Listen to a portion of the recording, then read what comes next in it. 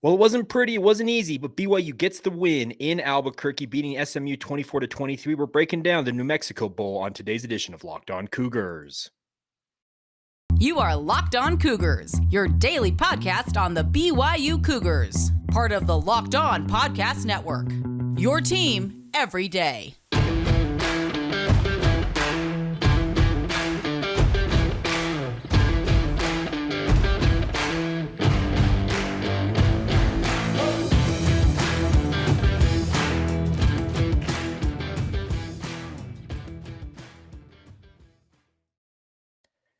What is up, everybody? I'm Jake Hatch, your host here on Locked On Cougars, your resident BYU insider. I am, of course, in Albuquerque in my hotel room. As you can see, the decor behind me, not my typical studio setup in my house, but getting ready to travel home after BYU beats SMU 24-23. But a quick reminder that today's show is brought to you by our friends over at LinkedIn. LinkedIn Jobs help you find the qualified candidates that you want to talk to faster. Post your job for free at linkedin.com/lockedoncollege. That's linkedin.com/lockedoncollege to post your job for free. Terms and conditions apply.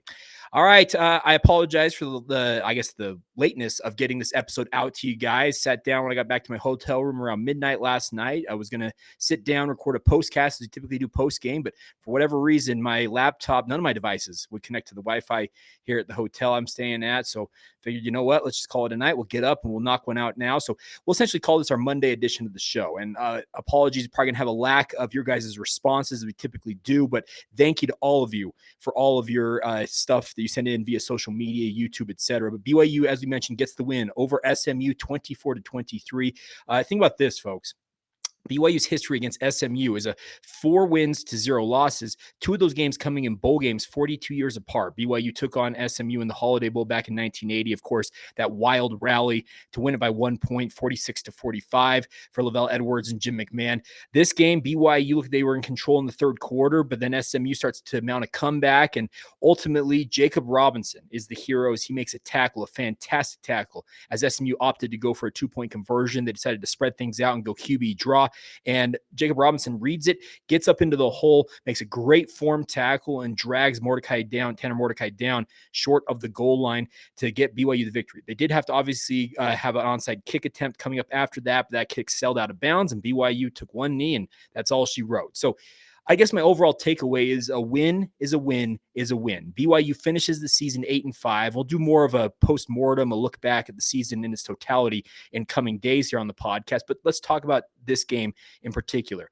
All that really mattered in this one, without guys like Jaron Hall and Puka Nacua playing, they were unavailable, whether that was due to, in Puka's case, I assume he opted out. Kalani Sitake tried to couch it, saying he's been dealing with nagging injuries. Okay, that very well may be the case, but this is a guy that when he's been available has been on the field. I think he made a business decision in his best interest getting ready for the Senior Bowl, because I'm fully expecting him to declare for the NFL draft. Jaron Hall was unavailable due to health. He obviously, all of us saw that boot on his right ankle when he was coming down the jetway when they landed here in Albuquerque on Wednesday afternoon. So unavailable in that game. And Sol-Jay Maiava-Peters goes the distance at quarterback for BYU in this game. Pretty meager statistics for Sol-Jay, passing-wise especially.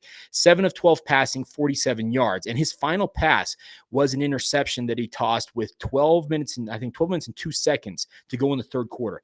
BYU never attempted a pass after that. They went almost an entire second half. They actually never completed a pass in the second half en route to this victory. Pretty stunning that BYU could win it in that fashion, but they used what was at times a dominant run game, but at times it wasn't as dominant as you would have expected it to. They carried it 42 times for 209 yards, averaging a healthy average just over 5 yards per carry. That's a very healthy output for BYU rushing wise, but had you had any semblance of a passing attack in that second half, it might have not been as close as it was for BYU. The defense, I thought, did all things considered, as depleted as the BYU defense was, I thought they performed quite admirably. And I got to give Ben Bywater credit. He read that pass incredibly well, picks off Tanner Mordecai, and he's off to the races, 76 yards officially down the stretch there on the sideline to get that touchdown. And I felt like that in many ways was the play of the game for BYU. If Bywater doesn't do that, think of how stuck in neutral BYU's offense had been in that circumstance. And had he not done that, who knows how this game turns out. So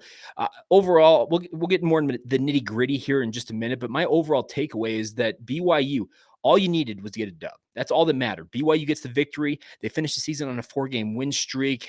They obviously bounced back from that absolutely horrendous October run where they lost 4 straight. So the crazy thing about this is BYU is 8-5 on the season. It's the 4th time in independence that they have finished 8-5. And this one feels a lot different. I think those other 8-5s did if you look back at BYU's independent era, because this 8-5, considering how the season went, you'll take that. It gives BYU a little bit of momentum going into the offseason. This is a program very much in transition. They had half of the coaching staff, I guess official on-field coaching staff, a lot of GAs and analysts filling in roles for especially that defensive staff. But I thought the BYU performed admirably, all things considered, in this game. And you can't take away that you get the win. That's all that mattered. And when BYU needed big plays, think about it. They got the big plays when they needed them. Sol-Jay Maiava-Peters scoring his first touchdown to give BYU their first touchdown of the game to give them a 7-3 lead. Jake Oldroyd comes in and becomes BYU's all-time leading scorer with a career total of 336 points. Actually, he added to that later. I think it's now 337 points.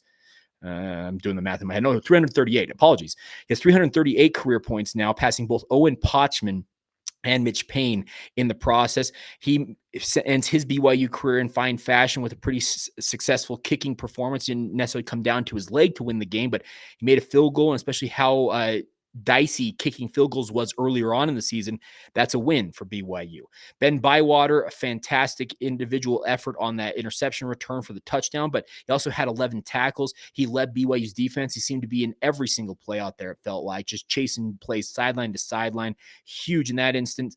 Jacob Robinson, as I mentioned, saves the game, wins the game essentially for BYU with a fantastic tackle on that QB draw late in this game, as SMU said, you know what, we're not playing for overtime here. We're going to go for the win. And Jacob Robinson read it, gets up in the hole and just sticks his head in there and gets Mordecai to the ground. That's all you need in that instance. I know that SMU, they had tried to run that play. It felt like, I don't know. You'd have to ask SMU and they will never give this up, but I felt like in many ways, why in the world did SMU come out, spread it out like they were going to run the QB draw? BYU calls timeout after seeing the formation. And then what does SMU do? Say, you know what?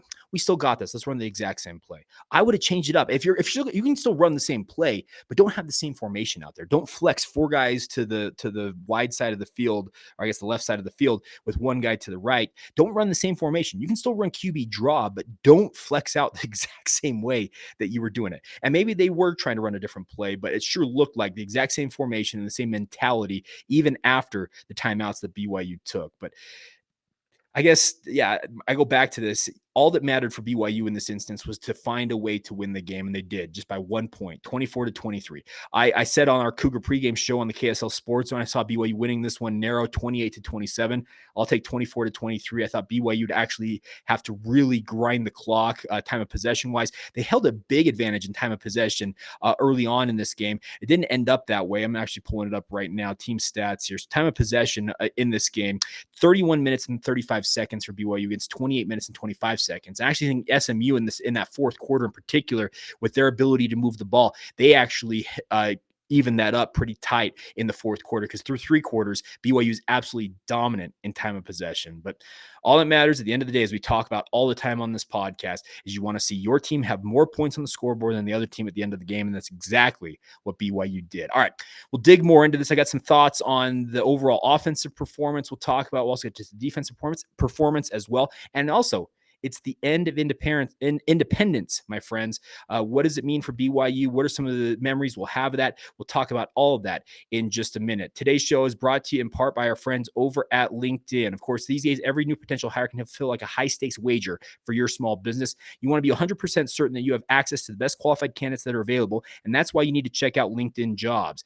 LinkedIn Jobs is helping you find the right people for your team faster and for free. The best part about this is you can finish off the year strong. I know we're in the final weeks of 2022 going into 2023, but get a head start on the new year by using our friends over at LinkedIn Jobs. You can create a free job post in just minutes over on LinkedIn Jobs, and then add your job in the purple hashtag hiring frame to your LinkedIn profile to help spread the word that you are hiring. They feature simple tools like screening questions that make it easy to focus on the candidates with just the right skills and experience, so you can quickly prioritize who you'd like to interview and hire. The best part is it's why small businesses are rating LinkedIn Jobs #1 in delivering quality hires versus leading competitors.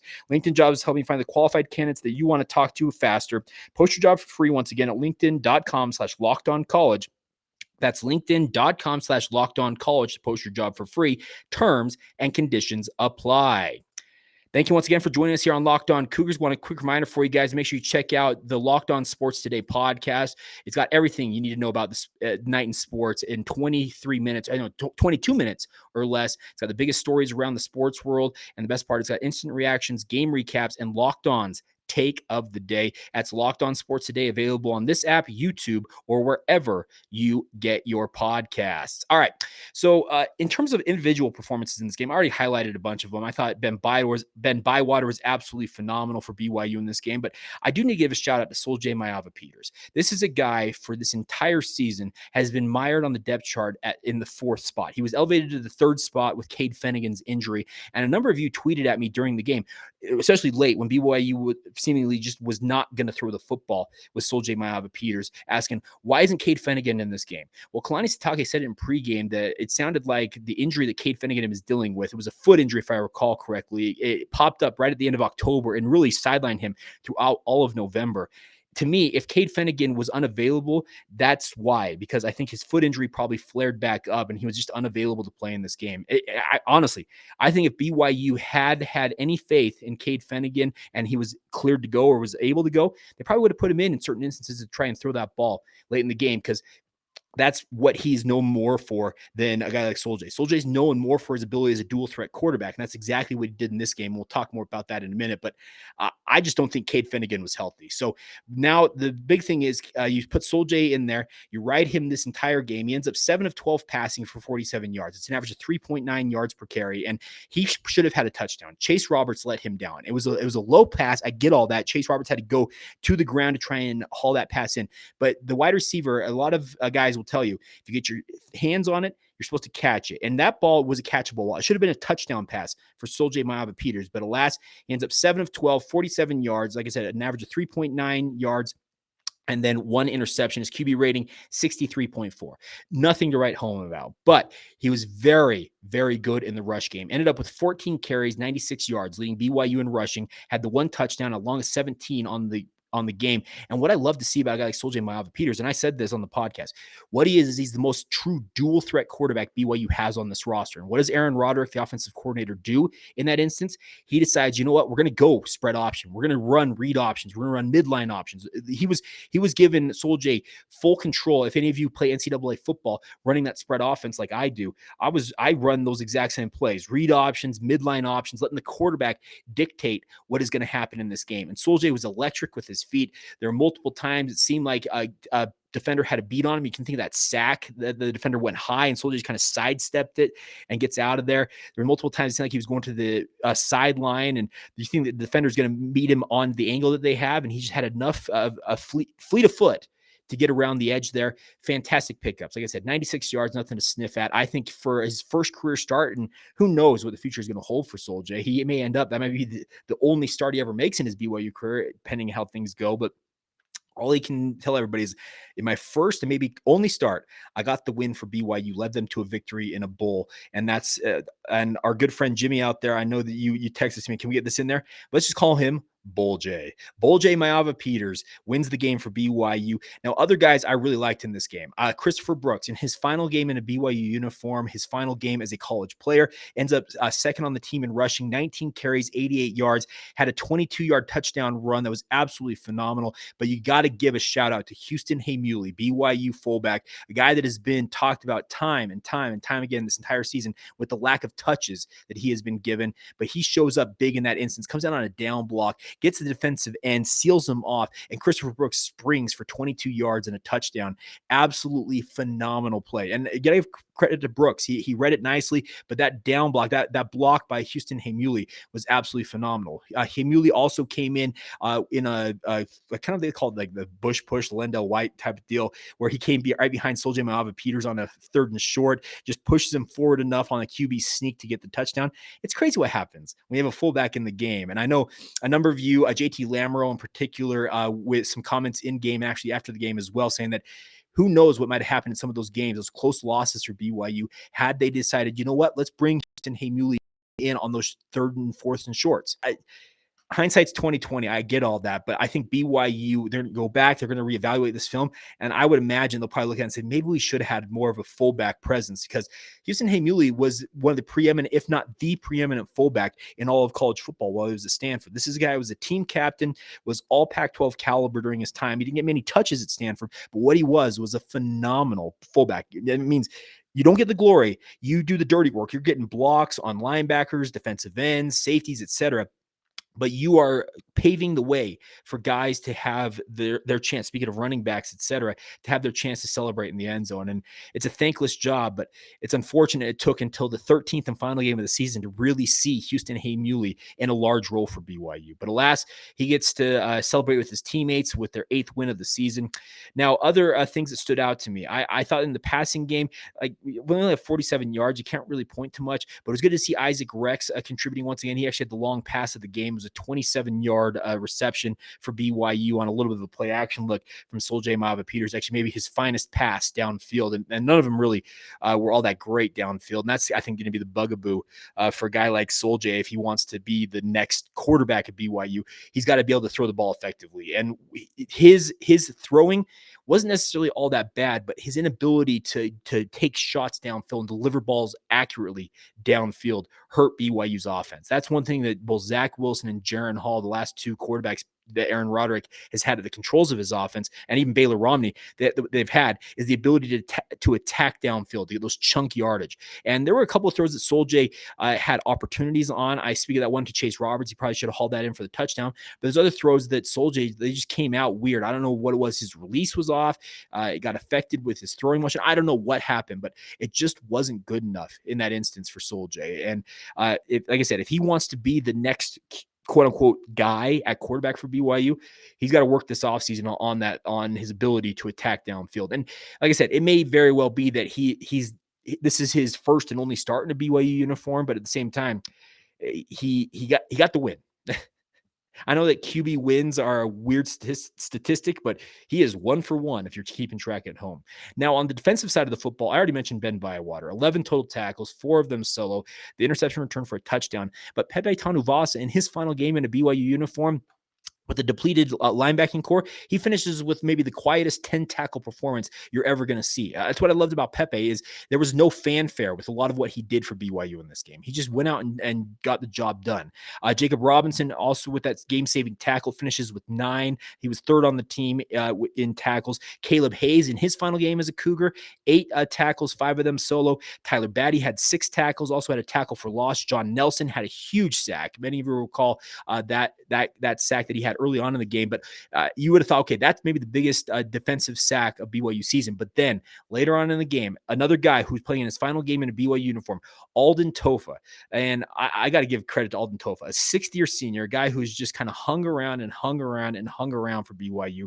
He goes out there, and Tanner Mordecai looked like he was going to slip a little bit, but Tofa kind of like put his hands up trying to like see if he can deflect the pass, but Mordecai just couldn't find an alley to throw the ball and ends up with a 15-yard loss on that play. Absolutely phenomenal play, and a great way for Alden Tofa, who finished with 4 total tackles in this game, to cap his BYU career with maybe just one of the biggest plays of this game that maybe got lost in the calculus, that sack that he made, because it was actually going to put SMU in pretty good field position, maybe to try a long field goal. Or was that 4th down? No, I think it was 4th down. I apologize. But the biggest thing is it actually made field position much better for BYU. A 15-yard loss on that sack. Absolutely crazy. And the other thing about this, on BYU as a defense as a whole, think about what they were doing late in that game. They were actually getting pressure on Mordecai. Like, they were getting a pass rush. I don't know if I need to give a shout out to Vince Feula and Jen Jordan. No, I actually do need to give him a shout out. These are two guys who have been analysts with BYU for quite a while. Feula's been around forever, and Jan's been around for the last year or so. Both of them former defensive linemen for BYU. They transformed this BYU pass rush. And I know that SMU maybe isn't necessarily the greatest offensive line that you've ever seen in your life, but BYU was getting a pass rush. Did they get home enough? No, they didn't. But you saw them making pass rush moves and getting pressure on Mordecai and making his life uncomfortable in the pocket in there. And that's to be celebrated if you're BYU. They finished with the 2 total sacks. Hold Mordecai to just 218 yards passing. They hold SMU to 171 yards rushing. It's an average of 3.4 yards per carry. Like, those numbers, those are winning numbers for BYU. And that's all that matters. They got enough out of the defense to get the dub. And that's what you want if you're a BYU fan. And I know that the defense is going to probably look very, very different this time next year, hopefully. At least that's what we're hoping, with a guy like Jay Hill in charge of the defense. But Kalani Sitake and his mismatch of GAs, analysts, etc., that were helping him out, they did their job, and that's to be celebrated. All right. So a final thing before we wrap it up here from Albuquerque is I'm going to just share some thoughts on independence for BYU, just the 12 years of BYU out there as an independent in football. They now are getting ready for the Big 12. Kalani Sitake, as he said last night, let's go. We'll talk about that here in just a moment. First, though, a word on our friends over at BetOnline. BetOnline is your number one source for all of your sports betting information, stats, news, and analysis. You get the latest odds and trends for every professional and amateur league out there, from pro football to the college bowl season to basketball and beyond. They've got it all at BetOnline. And if you love sports podcasts, you can even find those on BetOnline as well. They are the fastest and the easiest way to get your betting information and also place your bets as well. Get your wagers in. Head to the website today or use your mobile device to learn more now. That's BetOnline, where the game starts.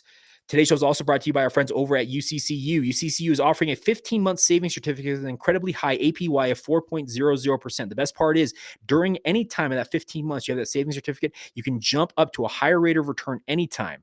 It's a one-time jump.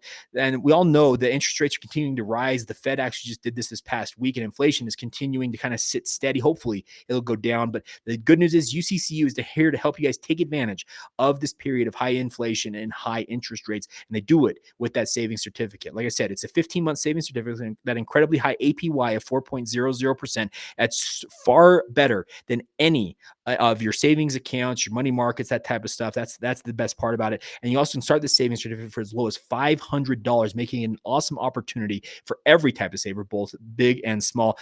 Just remember, though, you need to get into UCCU, whether you stop into one of their branches in person, go online to uccu.com, or call them to get started now. The offer is only available for a limited time. So if you have savings that are just sitting in a standard savings account, get a UCCU savings certificate. That way your savings can start working harder and earn you more. Once again, visit uccu.com to get a savings certificate today. You can do that, like I said, going in person, online, or give them a call. Get started today. That's UCCU. Love where you bank.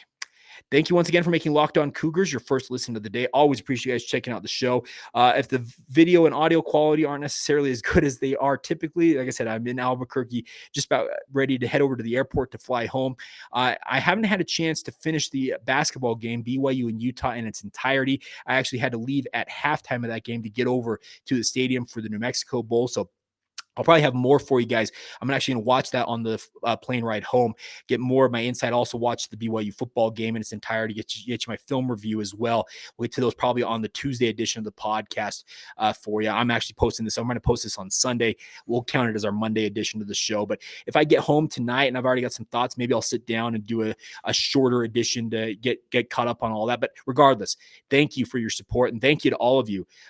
There's a pretty good representation, I thought, for BYU fans, all things considered, at that game at University Stadium. They announced 22,209 people as the attendance. And now when it comes to attendance figures, there's no way that 22,000 people are at that game. What it is they're announcing tickets sold or tickets given away. That's how many tickets they were able to give away and sell out in the community. I think the crowd probably ended up in the 8 to 10,000 range, maybe at the very, very most. But I thought BYU fans, we were sitting across from BYU sidelines, so we saw the vast majority of BYU fans, and there were far more BYU fans in the stands than SMU fans. So a good representation from you out there in Cougar Nation. But celebrating the end of independence, folks. It has been 12 long years, 155 wins. I actually tweeted this out. I'm going to pull it up on my phone right now. Obviously, I'm a professional here. You know how we do. All right, so I said this. BYU's in independence. They have 12 years, 12 seasons overall. So I said 155 games played, 99 wins. And I, just being a guy who likes benchmark numbers, to finish on 99 wins as an independent, you couldn't get us 100 wins, make it really easy for us. No, 99 wins in independence, 25 victories over Power 5 teams. Like I said, 12 seasons, 11 of those winning seasons. Obviously the 4-9 debacle in 2017, the lone blemish in that run. 9 seasons of 8+ wins, pretty consistent winning. 7 bowl victories, 4 seasons of 8 wins, 3 seasons of 10 wins, 2 9-win seasons, and of course, 2020, the lone 11-win season for BYU. There are also 2 top 25 finishes in that run. I believe it was 7 victories over top 25 teams. It's been a really fun time to be a BYU fan. And now the new era of BYU football. Like, if you go back through the history, BYU has been through so many different eras. Think about the futility for the first 50 years. BYU was as a football program from 1922 officially until 1972. They had a couple of moments in there that they had some success, but when Lavelle Edwards takes over, the next 50 years, this is the 50 years anniversary of Lavelle Edwards being BYU's head coach. The back half of this 100 years, the back 50 years for BYU, completely different. Flipped on its head, a national championship in that run. Now in independence, BYU finishes it off. And now 100 years, I guess it'd be 101 years after they officially started playing football, BYU will begin an era next summer officially as a member of the Power 5 and the Big 12 Conference. A lot of us has been waiting on this for almost 2 years now. It's been a long time coming. And Kalani said it last night in his post-game press conference. I've asked my players not to talk about this, but now it's time we can talk about it. Let's go. We're excited. We're ready to get to the Big 12. It's going to be an offseason full of change and work, and that's exactly what's already going on with BYU. They whacked their entire defensive staff, sans Gennaro Guilford. Jay Hill comes in as the defensive coordinator and associate head coach. Kelly Papinga is on staff once again. BYU is going to have to hire at least 2 more assistants. Who knows if any other attrition will happen with this coaching staff. A guy like Fesi Sitake and or Steve Clark could be in the mix for the Weber State head coaching position. That would open up positions potentially on BYU staff, and obviously the player attrition. There are a number of guys who played in that game last night. As I mentioned, were playing their final games as a Cougar, whether they're going to the NFL draft, they're just out of eligibility, or they've simply decided it's time to move on with life. This is a huge offseason, a lot of change, but it's been a fun independent era. I was sitting with Mitch Harper, my compatriot at KSL Sports. We were the tandem down here covering the game for KSLSports.com, the KSL Sports Zone, and KSL TV. And we were talking about this, like, how many seasons you covered for BYU? And if you go all the way back, folks, my run as a professional journalist has been this independent era for BYU. I have done 12 seasons of BYU football. All of the independent years is what I have covered BYU in an official capacity for. If you go back to my intern year, working with Greg Bell over at then KSL News Radio, I have 13 seasons under my belt, but as an intern, I don't really count that because I was so green. I didn't necessarily know down from up. It felt like I was just trying to keep my head above water, but it's been a really fun run. And I enjoyed independence. There were a lot of highs with that, a lot of lows as well. Think of the different bowl games BYU played in. A lot of them just, whatever.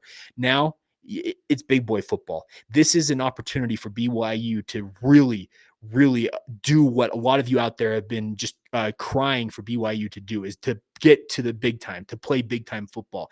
And that's what's coming. It's going to require a lot of upgrades for BYU. And they're already doing that. They've upgraded the salary pool for assistants. They're doing their best in the transfer portal, and that's obviously going to continue. Signing day this coming week, maybe BYU's best rated class in all of the independent era coming in that early signing period. We'll, of course, break that down on Wednesday when those signatures start rolling in. But it's crazy to look at all the different changes that have happened for BYU over the past 12 years. But at the same time, now looking ahead, how many more changes need to happen for BYU? But the good news is it's here. It's time. It's time to get ready for being a Big 12 program. This is the time for BYU to put up or shut up. Is it going to be a bumpy ride, at least in the early going? Absolutely. Honestly, I think 6-6, I guess I've talked about on this podcast, might be the overarching goal for BYU in year 1 of the Big 12 era. We'll obviously have to see how the roster shakes out when we finally get to see a schedule. Who knows? That might be coming in February. At this point, whatever. Whenever it shows up, we'll talk about it.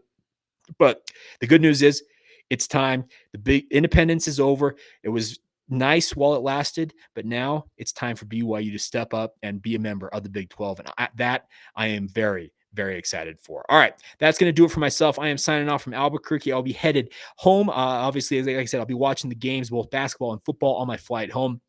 Get you some thoughts on that. See if I can get another edition out to you guys soon. But regardless, thank you for your support. As always, thank you for making us your first listen of the day. If you want more on the Big 12 as a whole, conference-wide, check out Locked On Big 12. Make that your second listen to the day right here on the Locked On Podcast Network. That'll do it for myself. Like I said, on my way home from Albuquerque. Thanks again. Have a great rest of your day. This has been the Locked On Cougars Podcast. See ya.